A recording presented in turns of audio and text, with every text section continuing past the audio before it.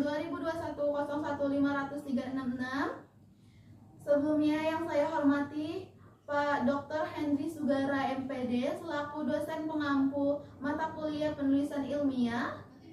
Di sini saya ingin menjelaskan mengenai judul penelitian yang akan saya ajukan di semester 7 nanti.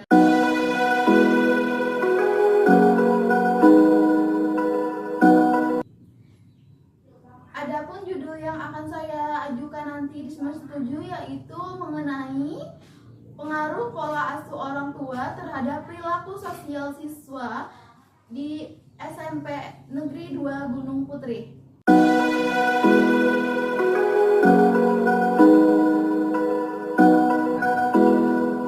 Adapun urgensi dari penelitian saya ini nantinya bahwasannya pola asuh orang tua itu sangat berpengaruh terhadap menumbuhkan karakter seorang anak atau identitas seorang anak. Jadi ketika anak dan orang tua berinteraksi, maka orang tua itu akan mengajarkan anak mengenai nilai-nilai, norma, bahkan cara berinteraksi atau bersosialisasi dalam situasi apapun. Selain itu, bahwasannya pola asuh orang tua ini dampaknya berjangka panjang. Jadi pada saat dewasa nanti, pola asuh orang tua ini masih akan terterap pada seorang anak, seperti itu. Jadi kalau misalkan orang tua salah menerapkan pola asuh, maka itu akan mempengaruhi pula nanti saat dewasanya, seperti mempengaruhi hubungan interpersonalnya, atau seperti mempengaruhi pekerjaannya, bahkan sampai mempengaruhi ia berkontribusi dalam masyarakat nanti, seperti itu. Lalu selain itu juga bahwasannya ketika seorang orang tua menerapkan pola asuh yang salah, maka akan berdampak pula pada saat berperilakunya di sosialnya sekarang pun gitu. Pada seorang anak, misalkan orang tua menerapkan pola asuh yang tepat untuk anaknya, maka akan mencegah anak berperilaku negatif seperti melakukan bullying atau melakukan kekerasan atau melakukan kenakalan remaja, bahkan sampai anak tersebut terisolasi sosialnya. Nah, selain itu juga bahwasannya pada saat ini masih banyak orang tua yang menerapkan pola asuh yang masih tradisional. Jadi pola asuh yang masih tradisional itu harus segera diubah untuk mengikuti masa yang seperti ini di era globalisasi ini, seperti itu. Agar anak dapat menyesuaikan dirinya dengan baik pula ke depannya.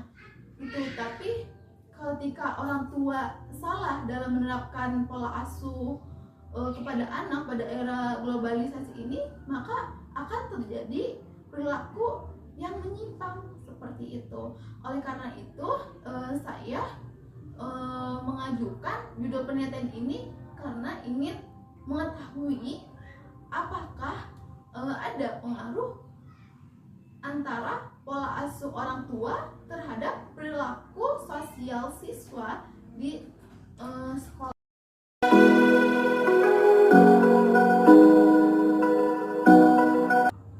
Adapun manfaat dari judul penelitian saya yang akan saya ajukan ini, bahwasannya terdapat dua manfaat, yaitu pertama manfaat teoritis, yang kedua manfaat praktis. Jadi pada manfaat teoritis ini bahwasannya penelitian saya ini akan memberikan sebuah informasi mengenai pengaruh pola asuh orang tua terhadap perilaku sosial anak-anak. Lalu dapat juga menjadi sebuah pijakan bagi peneliti-peneliti lain yang ingin meneliti mengenai pengaruh pola asuh orang tua terhadap perilaku sosial anak. Selain itu juga penelitian saya akan bermanfaat bagi untuk menambah ilmu dan untuk menjadi konsep dalam bidang bimbingan konseling. Selain itu, untuk manfaat praktisnya itu ada 3, yaitu bagi guru, lalu yang kedua bagi orang tua, yang ketiga bagi pihak lain. Bagi guru ini bahwasannya penelitian saya ini, hasil penelitian saya ini bisa dijadikan sebagai informasi untuk mengenai pengaruh pola asuh orang tua terhadap perilaku sosial anak di sekolahnya. Lalu untuk orang tuanya, dari hasil penelitian saya ini diharapkan bahwa orang tua dapat memberikan penerapan pola asuh yang sesuai sehingga perilaku sosial anak akan lebih baik lagi. Lalu yang ketiga untuk pihak lain, bahwasannya hasil penelitian saya ini diharapkan dapat memberikan pengetahuan, wawasan, dan pengalaman bagi peneliti yang ingin meneliti.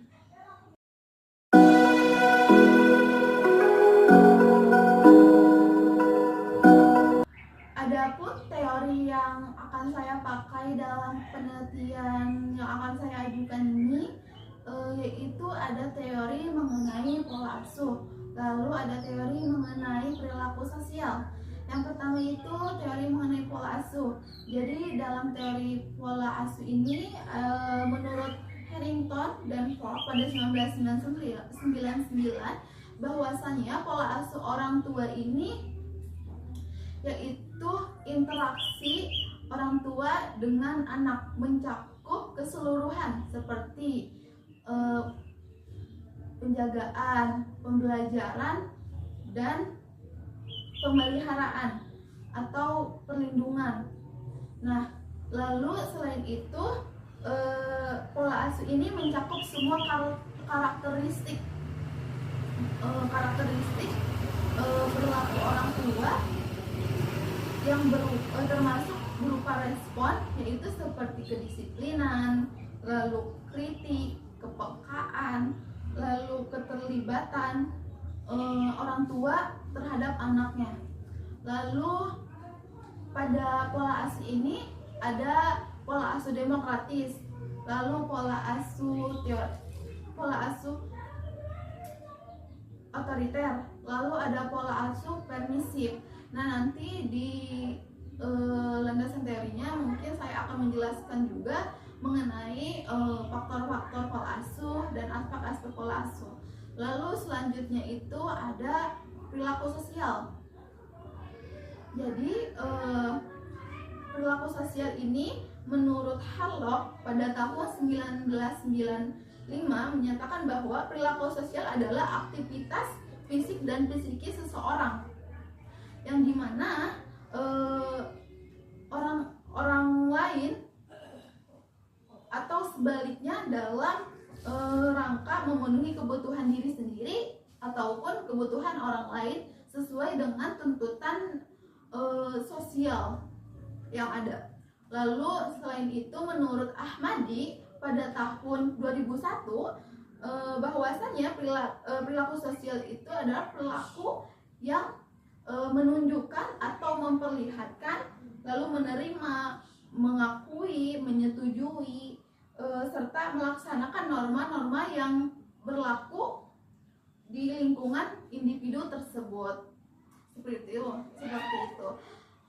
Nanti kemungkinan pada landasan teorinya akan saya tambahkan mengenai faktor dan bentuk dari perilaku sosial tersebut.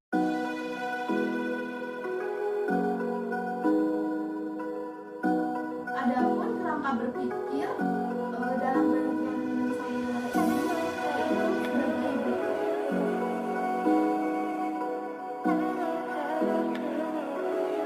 berikut. Kerangka berpikirnya itu yaitu bahwasannya terdapat pengaruh yang signifikan antara pola asuh dan perilaku sosial. Jadi pola asuh itu ada demokratis, ada otoriter, dan ada permisif. Nah, untuk pola asuh yang demokratis, maka akan berdampak pada anak, memberikan kepercayaan diri yang lebih. Lalu keterampilan sosialnya itu lebih baik daripada pola asuh yang dua tersebut. Nah, lalu ketika orang tua menerapkan pola asuh otoriter, maka anak tersebut akan kurang percaya dirinya dan menghambat perkembangan sosialnya tersebut. Lalu ketika anak tersebut terhambat kepercayaan dirinya, maka anak tersebut pun akan terhambat untuk bersosialisasinya dengan orang lain. Nah, lalu untuk pola asuh permisif itu akan berdampak yang pada anak itu akan kurangnya kedisiplinan. Jadi anak tersebut kurang disiplinnya. Ketika orang tua menerapkan pola asuh permisif ini, anak itu akan kedisiplinannya tuh tidak ada gitu, kurang gitu. Nah, untuk itu maka dengan memahami pengaruh pola asuh ini terhadap perilaku sosial itu tersebut, maka orang tua dan pendidik dapat mengadopsi pendekatan yang lebih efektif lagi untuk mendukung perkembangan sosial anak tersebut. Itulah kerangka berpikirnya. Jadi pola asuh ini demokratis, permisif, otoriter itu signifikan antara perilaku sosial anak atau siswa.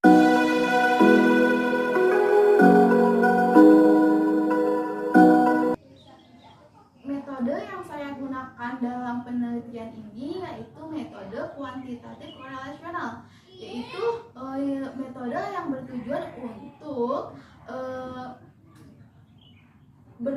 untuk menjawab pertanyaan peneliti dengan cara mengukur secara tepat variabel atau objek yang diteliti sehingga menghasilkan kesimpulan yang bisa berlaku umum tanpa berpengaruh dari situasi, tempat, ataupun waktu tertentu.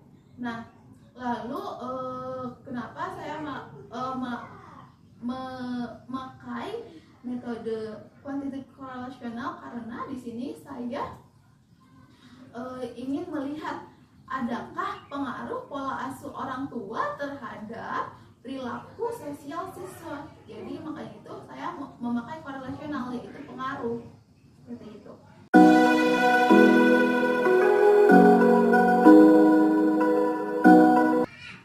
Adapun cara saya memperoleh datanya itu dengan menyebarkan angket atau kuesioner yang harus diisi oleh responden. Angket itu merupakan suatu teknik pengumpulan data yang berupa pernyataan atau pertanyaan. Nah, di sini saya itu memakai angket tertutup dan instrumennya itu berpedoman pada skala Likert.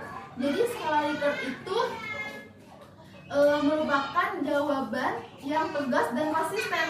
Jadi jawabannya itu hanya sangat setuju, setuju, kurang setuju, tidak setuju, dan sangat tidak setuju.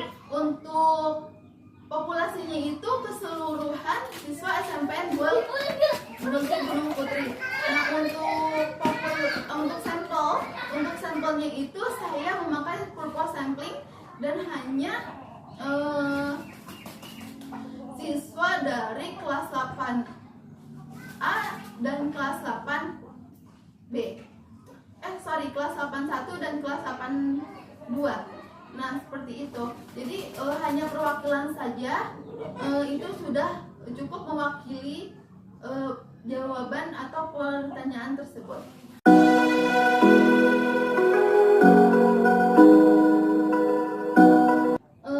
Lalu adapun cara saya menganalisis datanya itu, pertama saya menentukan kategorisasi terlebih dahulu. Lalu saya melakukan uji normalitas. Jadi di sini uji normalitas itu bertujuan untuk menilai lembaran data pada sebuah kelompok atau variabel itu datanya tersebut sudah didistribusikan normal atau tidak. Nah, lalu untuk uji linearitas. Nah, uji linearitas ini bertujuan untuk mengetahui antara variabel bebas atau variabel terikatnya itu ada hubungan atau signifikan atau tidak, seperti itu. Nah, lalu untuk selanjutnya itu uji hipotesis. Nah, di sini saya melakukan uji hipotesis itu melakukan dengan uji regresi linear berganda. Uji regresi berganda, ya. Nah, jadi kenapa saya melakukan uji regresi linear berganda itu karena untuk variabel bebasnya itu lebih dari satu macam, makanya saya melakukan uji regresi linear berganda, seperti itu. Nah, lalu setelah itu saya melakukan regresi secara parsial. Nah, lalu setelah parsial saya melakukan regresi secara stimulan, dan terakhir saya melakukan uji koefisien determinasi. Seperti itulah penelitian yang mungkin akan saya lakukan dan judul yang mungkin akan saya ajukan nanti di semester 7. Kurang lebihnya mohon maaf. Wassalamualaikum warahmatullahi wabarakatuh. Terima kasih.